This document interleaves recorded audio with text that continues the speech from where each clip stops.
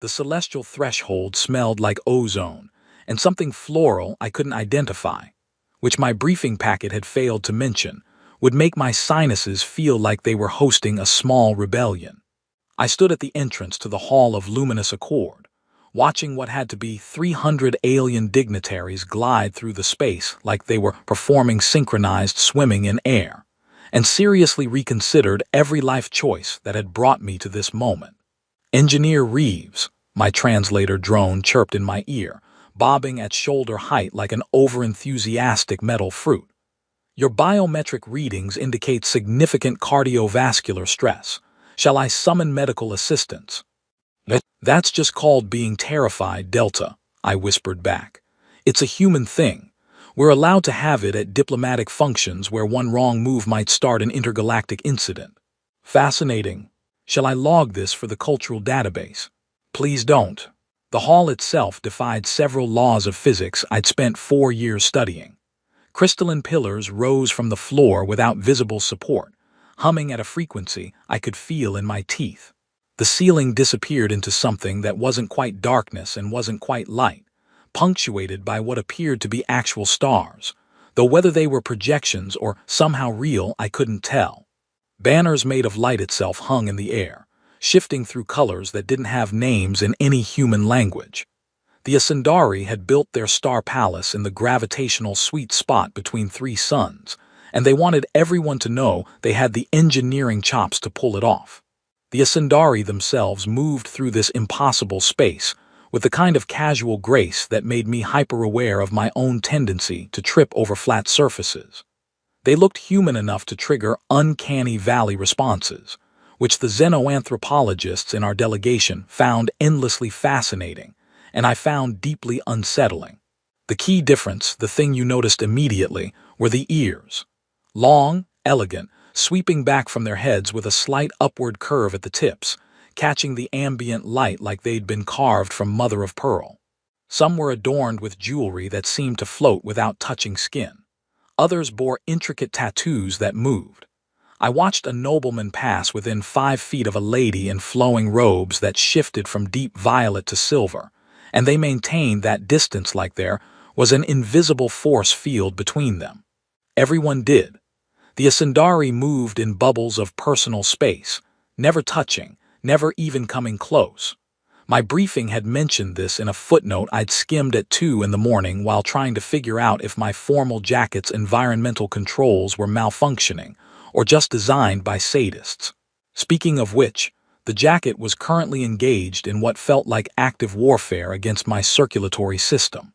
It was supposed to regulate my body temperature in the palace's variable atmosphere, but instead it seemed determined to recreate the climate of a mildly hostile sauna. I tugged at the collar, trying to look dignified while basically wrestling with my own clothes.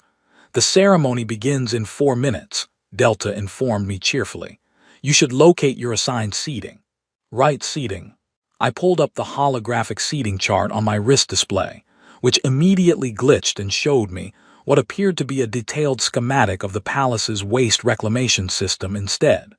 Perfect. Exactly the kind of technical competence that would make humanity look great in front of advanced alien civilizations.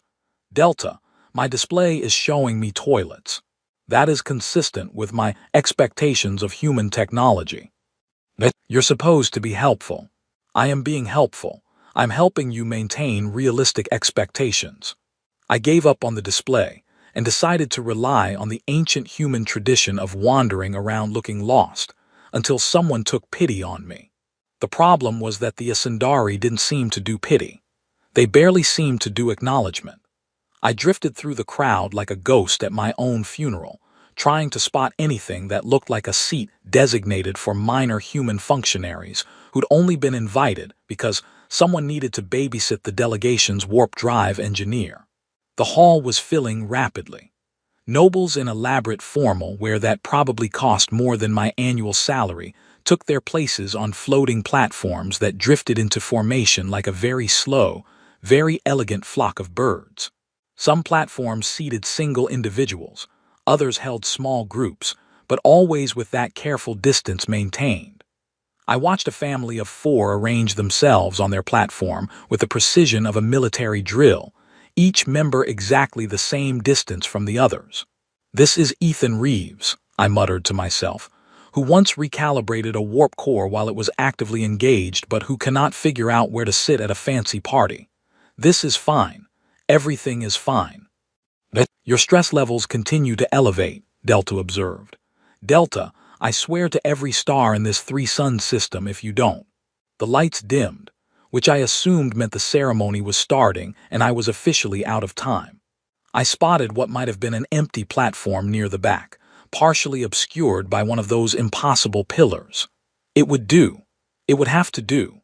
I started moving toward it, navigating around clusters of Asundari who parted around me like I was carrying a contagious disease, which, given the touching taboo, I might as well have been. I was 3 steps from my salvation, already planning how I'd very carefully sit down and make myself invisible for the next several hours, when something changed in the air around me.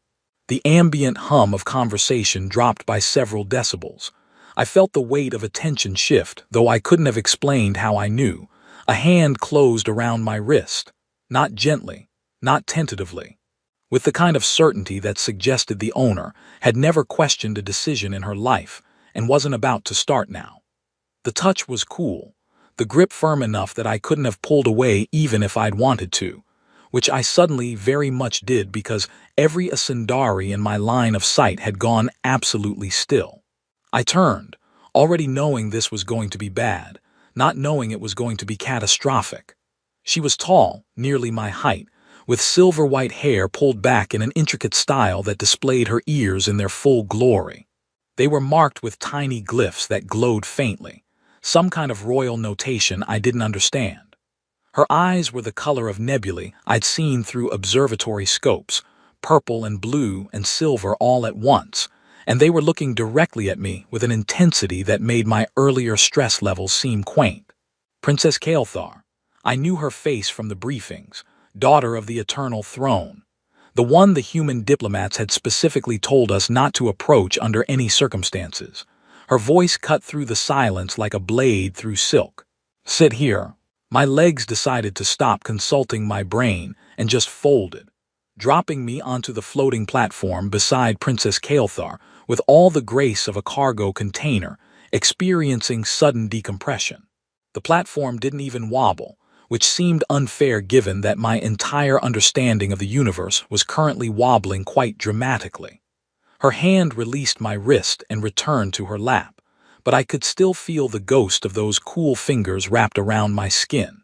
The silence in the hall had weight to it now, pressing down on my shoulders like I'd suddenly been transported to a high-gravity world. Hundreds of those elegant long ears were turned in our direction, and behind them, hundreds of nebula-colored eyes were doing complex calculations I desperately wished I could understand. Delta, I subvocalized, trying not to move my lips. What exactly just happened? The translator drone had gone completely silent, which was somehow more terrifying than its usual stream of unhelpful commentary. After what felt like several geological epochs, it finally buzzed to life. Engineer Reeves, I am required to inform you that according to Asundari cultural protocols, you have just been publicly claimed by a member of the royal family through the ritual of Kethful, which roughly translates to the choosing of proximity, and carries implications of bonding that range from political alliance to romantic intention depending on context.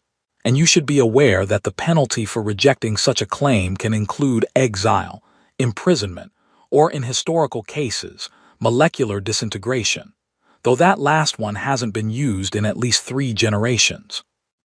You said that without taking a single breath. I do not have lungs. Delta, I'm going to disassemble you and turn you into a very expensive paperweight. That would be inadvisable given your current circumstances. Princess Kael'thar sat beside me with her spine straight enough to make geometry jealous, staring directly ahead at the center of the hall where some kind of holographic display was beginning to coalesce. She didn't look at me, didn't acknowledge me, but I was acutely aware of every molecule of space between us, which was maybe 6 inches and felt like 6 miles and 6 millimeters simultaneously. The ceremony began with a sound like distant stars singing, which I'm aware makes no sense, but that's genuinely what it sounded like. A figure appeared on the central platform, draped in robes that seemed to be made of liquid starlight, and began speaking in the Asundari high tongue. My translator drone provided a running commentary in my ear about trade agreements and cultural exchange, and the great harmony between species. But I couldn't focus on any of it because I was too busy trying not to think about the fact that everyone in the hall kept glancing our way. A nobleman 3 platforms over was staring at me, with the kind of expression usually reserved for finding something unpleasant on the bottom of your shoe. A lady with ears, adorned with floating sapphires, looked like she was mentally composing my eulogy. A younger Asundari, barely out of adolescence judging by the simple style of his ear markings, seemed caught between awe and horror. "Is it possible," I whispered, "that she grabbed the wrong person?" "Unlikely," Delta replied. "The princess's visual acuity is approximately 3 times that of baseline humans. Additionally, your species designation and identification tags are clearly visible on your formal jacket. So she definitely meant to grab me specifically." "Yes, the human, the random engineer, me. The evidence supports this conclusion. Delta, I need you to understand that this is the opposite of helpful information."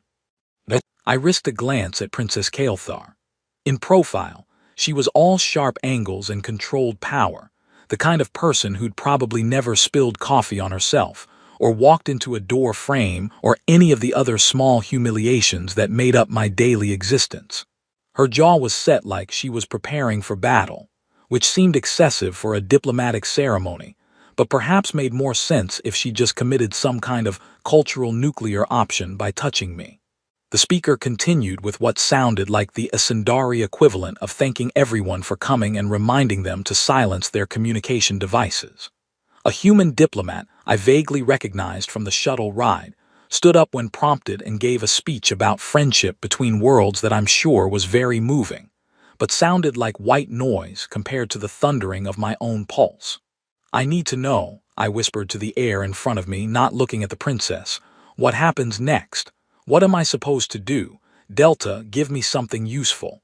"According to cultural protocols, you should maintain the position she has assigned you, respond to any direct communication with appropriate deference, and absolutely under no circumstances attempt to leave before she dismisses you. And if I need to use the bathroom, I would recommend practicing advanced meditation techniques for bladder control. You're enjoying this. I am a translator drone. I do not experience enjoyment. However, if I did, yes." The ceremony rolled on like a glacier made of formality and subtext. There were more speeches, some kind of exchange of crystalline data storage devices that glowed with internal light, and a musical performance that involved instruments I was fairly certain violated the laws of acoustics. Through it all, Princess Kael'thar sat motionless beside me, a statue carved from pale stone and political calculation, except I started to notice things, small things, the kind of details you only catch when you're sitting close enough to count someone's breaths and have literally nothing else to do because you're terrified to move. Her hands, folded in her lap with aristocratic precision, were trembling, just slightly, just enough to make the light catch differently on her fingers every few seconds. Her breathing, when I paid attention to it instead of the ceremony, was too controlled.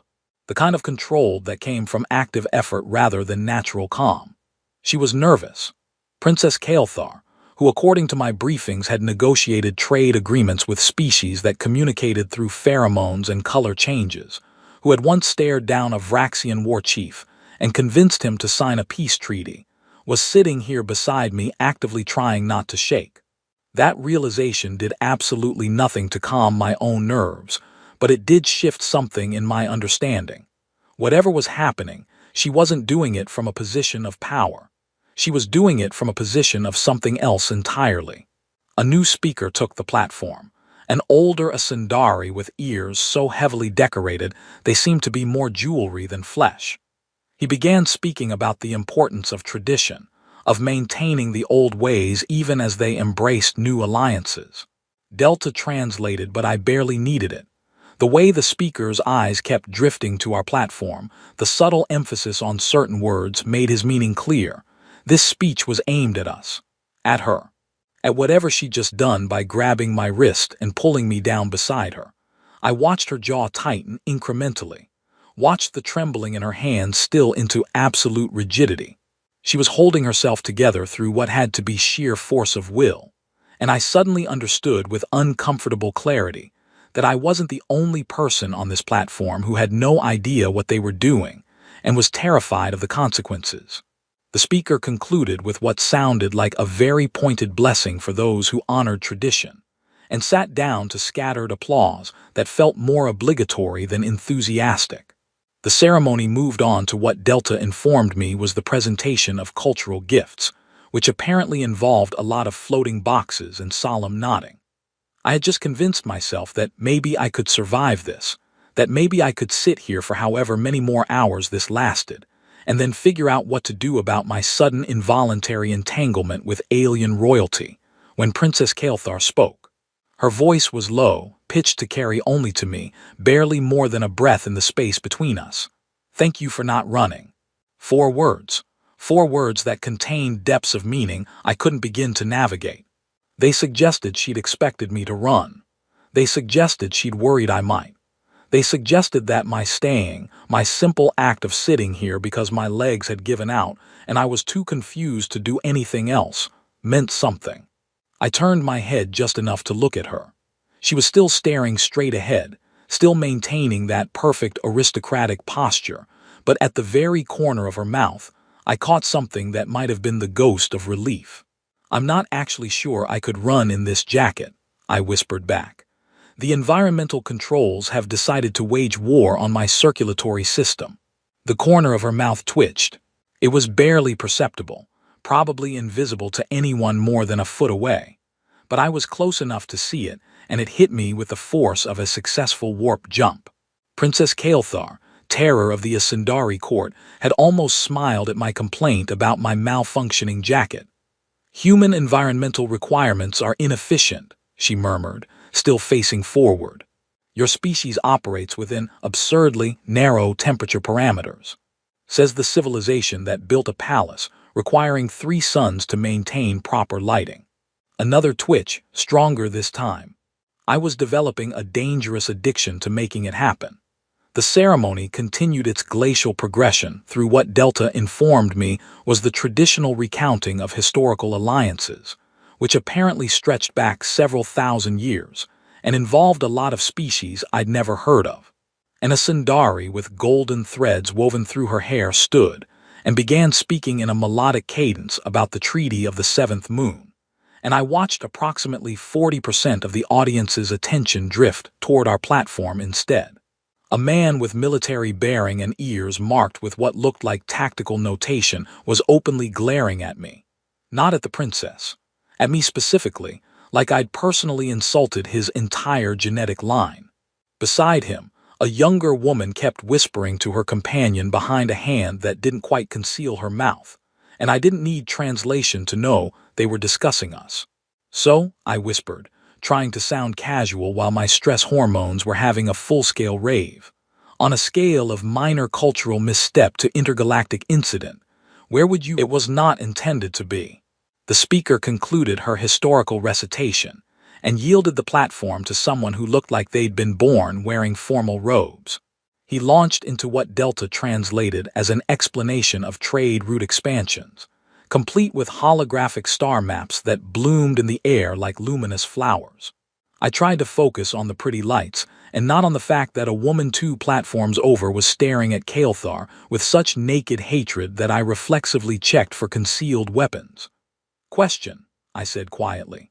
"How many people in this room currently want to kill me?" "Approximately 30% want to kill you. Another 40% want to use you for political advantage. The remaining 30% are trying to determine which category they fall into." "And you, which category are you in?" She was quiet for long enough that I thought she wouldn't answer. On the central platform, the speaker was gesturing at a particularly complex trade route that apparently connected 7 different systems through a series of carefully calibrated gravity wells. It looked like someone had tried to map spaghetti in 4 dimensions. I am in the category of people who made a desperate decision and are now discovering the full implications of their desperation, Kael'thar said finally. That's weirdly honest. You are sitting in the one position where I cannot easily lie to you. Our proximity makes certain forms of deception extremely difficult. I process that. Is that why nobody touches? Because it makes lying harder. Among other reasons, physical contact creates obligation. It implies trust. It suggests that the boundaries between self and other have been negotiated and found acceptable. She paused. Touching someone uninvited is considered assault. Touching someone publicly is a declaration. And you just declared something about me, to everyone here. Yes, what exactly? That is still being determined. The trade route presentation concluded with what I assumed was the Ascendari equivalent of polite applause, which sounded like wind chimes in a gentle breeze. Another speaker rose, this one elderly with ears so long they nearly brushed his shoulders, and began discussing agricultural cooperation in low-gravity environments. It should have been boring enough to let my mind drift, but I was too busy running probability calculations on my own survival. Delta chirped softly in my ear. Engineer Reeves, I am receiving urgent communications from the human delegation. Ambassador Williams would like to know what you are doing and why you are doing it, and whether you require immediate extraction. Tell the ambassador that I am sitting very still and trying not to cause an intergalactic incident, which I feel I'm doing admirably under the circumstances. The ambassador responds that sitting next to Princess Kael'thar is, itself, an intergalactic incident. Then tell him it's too late for extraction, and he should probably start working on his apology speeches. Kael'thar's shoulders shifted infinitesimally. Your diplomatic corps is in distress. My diplomatic corps is always in distress. It's their natural state. If they're not panicking about something, they assume they've missed a crisis. A wise policy, given present circumstances. The agricultural speaker was replaced by someone discussing energy grid innovations, which actually caught my professional interest despite everything. They were describing a system that harvested quantum fluctuations from dimensional membranes, which should have been theoretically impossible, but apparently the Ascendari had decided theory was more of a suggestion than a rule. I leaned forward slightly to get a better view of the holographic schematics. Kael'thar leaned forward with me, maintaining our distance with mathematical precision. I froze. She froze. We both realized simultaneously that we just synchronized our movements, which probably meant something in Ascendari body language that I absolutely did not want to know about. I could feel the weight of observation increase, if that was even possible. The military-looking man had progressed from glaring to looking like he was calculating firing solutions. I think I just made it worse, I whispered. Yes, Kael'thar agreed. But the energy grid design is fascinating, so perhaps it was worth it. I turned my head just enough to look at her properly. She was still staring forward, still maintaining that perfect posture, but there was something in her voice that hadn't been there before. Something that sounded almost like humor, buried deep beneath layers of royal training and political necessity. You're a little bit insane, aren't you? I said. I am the daughter of the eternal throne. Sanity is optional. Is that in the job description? It is in the subtext of the job description, which is considerably more important. The energy presentation concluded and gave way to what Delta informed me was a ceremonial exchange of technological gifts, which involved a lot of bowing and presentation of crystalline devices that probably did incredible things and looked like very expensive paperweights. I watched the human ambassador present something that was supposed to represent our latest advances in medical nanotechnology, and tried not to think about how primitive it probably looked compared to whatever the Ascendari were working on. A young Ascendari woman approached our platform, moving with the careful precision of someone navigating a minefield. She kept her eyes down, her hands visible and empty, and stopped at a distance that I was starting to recognize as the minimum acceptable boundary. When she spoke, her voice barely carried. "Your Highness, Lord Vekith requests an audience at the conclusion of the ceremony." "Lord Vekith can request whatever he wishes," Kael'thar replied. "I am otherwise occupied." The messenger's ears flattened slightly, a gesture I didn't need translation to understand as distress. "He was quite insistent, Highness." "Then he can be insistently disappointed." The messenger retreated like she'd been released from a gravitational field, and I caught a glimpse of the man who must be Lord Vekith watching from across the hall. The military one. The one who looked at me like I was a problem that required a tactical solution. "Let me guess," I said.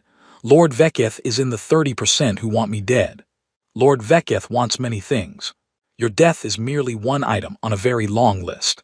"Should I be flattered that I made the list?" "You should be concerned that you're currently preventing him from achieving several other items higher on that list." Another speaker took the platform, beginning what sounded like closing remarks about unity and cooperation, and the bright future of interspecies collaboration.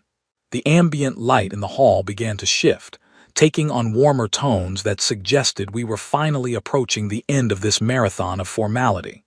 Kael'thar's hands, which had been rigidly still in her lap, slowly relaxed. The trembling from earlier was gone, replaced by something that looked almost like relief. She took a breath that was deeper than the controlled ones she'd been taking for the past 2 hours. "When this concludes," she said quietly, "there will be a receiving period. People will want to speak with me, with us. Do I need to say anything? You need to stand beside me and look like you belong there. I'm an engineer. I specialize in machines, not acting. Then treat it like a machine. Input, formal social situation. Output, appropriate social response. You have algorithms for this." "My algorithms are primarily designed for not getting sucked into reactor cores. The principle is similar. Avoid getting destroyed by things more powerful than yourself." I laughed before I could stop myself, a short bark of sound that cut through the ceremonial atmosphere like a warp breach. Several heads turned. Kael'thar's lips pressed together, but I could see her fighting something that might have been laughter of her own. The final speaker concluded with a blessing in the old tongue, and the lights in the hall bloomed into their full brilliance. The ceremony was over. The platforms began to drift back toward the main floor, and I realized with a cold clarity that the easy part was finished. Now came whatever happened next. The platform touched down with the kind of gentle precision that suggested gravity itself was being polite.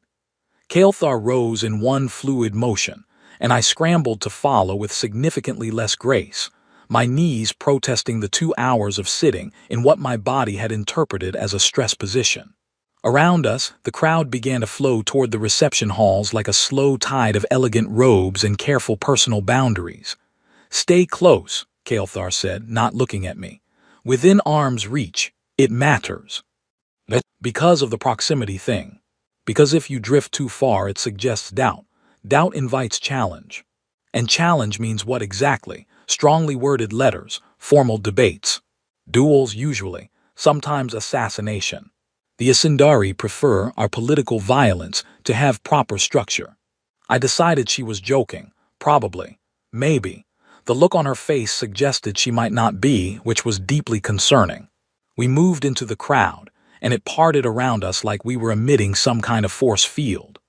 The careful distance everyone maintained from each other extended to us, but with an extra buffer zone that felt almost aggressive in its emphasis. Delta buzzed quietly.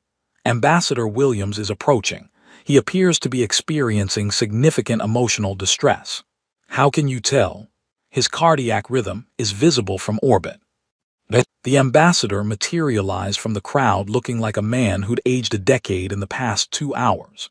His formal jacket was slightly askew, and his hair had escaped whatever product had been holding it in place.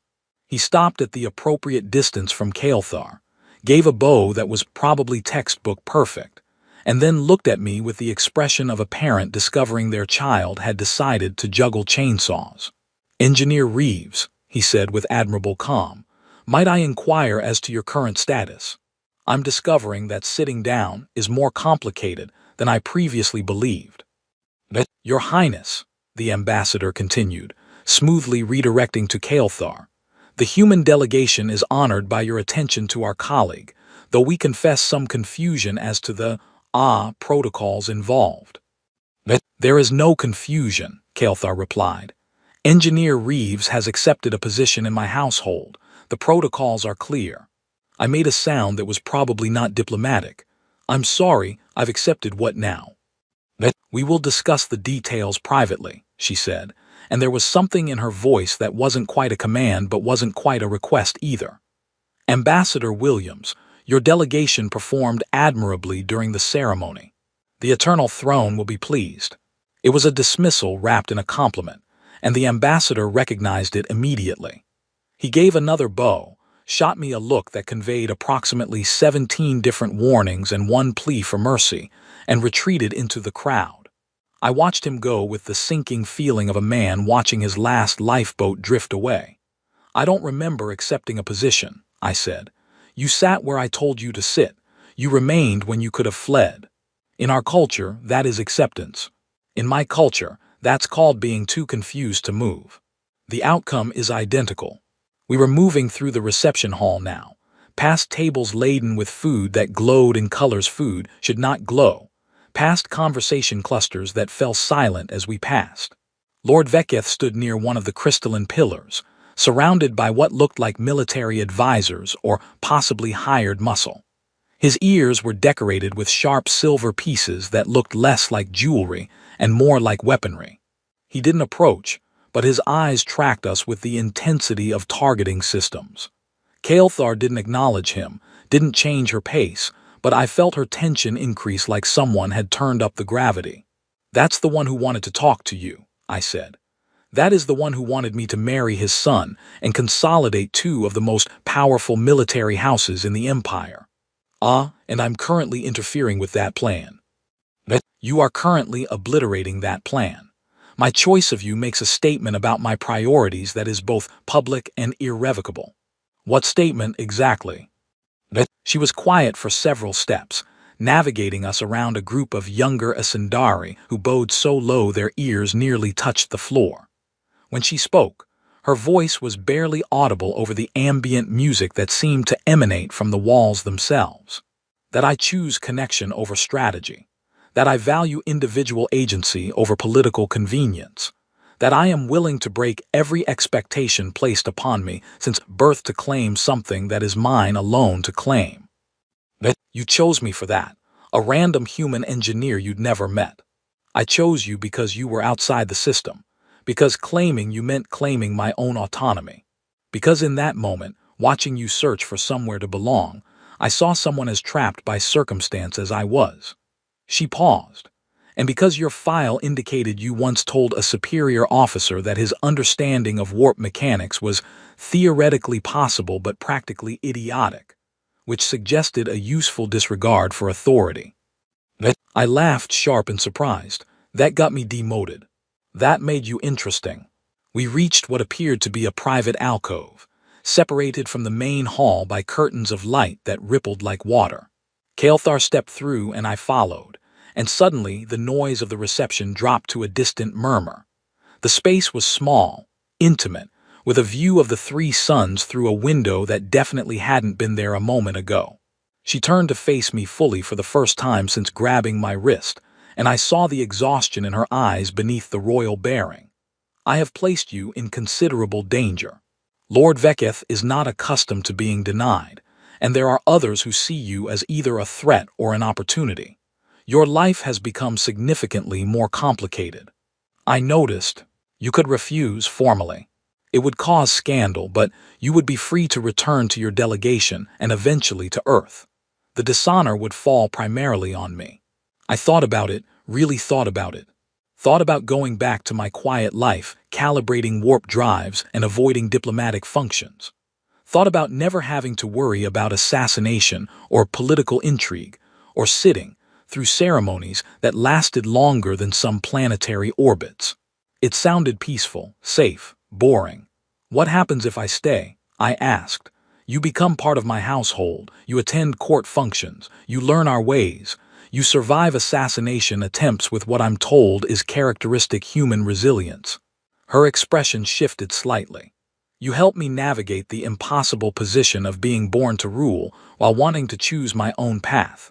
That sounds terrible. It does. Dangerous, complicated, probably going to get me killed. Almost certainly. When do I start? Something happened to her face. The rigid control cracked, just for a moment, and what showed through was relief and surprise and something that might have been hope.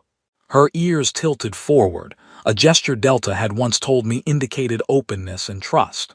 "You're staying," she said, like she needed to confirm it. "I once recalibrated a warp core during active engagement. How much harder can royal politics be?" "Significantly harder. Warp cores don't hold grudges." "Good point, but I've always wanted to learn a new skill set." She studied me for a long moment, and I studied her back.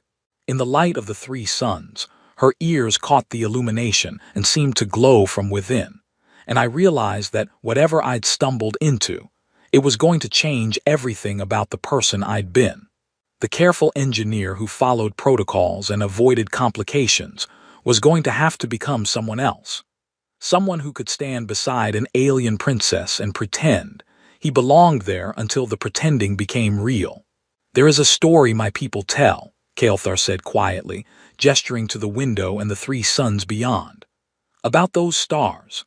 They were once separate, burning alone, until gravity and time brought them together into something stronger than any of them could be alone. The bond created something new, a stable point in space where life could flourish. That's a metaphor, isn't it? That is a warning. Bonding changes both parties. You will not remain the person you were." "Good," I said, surprising myself with how much I meant it. "That person spent 2 hours sitting beside you without saying anything interesting. The new version should probably aim higher." Her lips curved into something that was definitely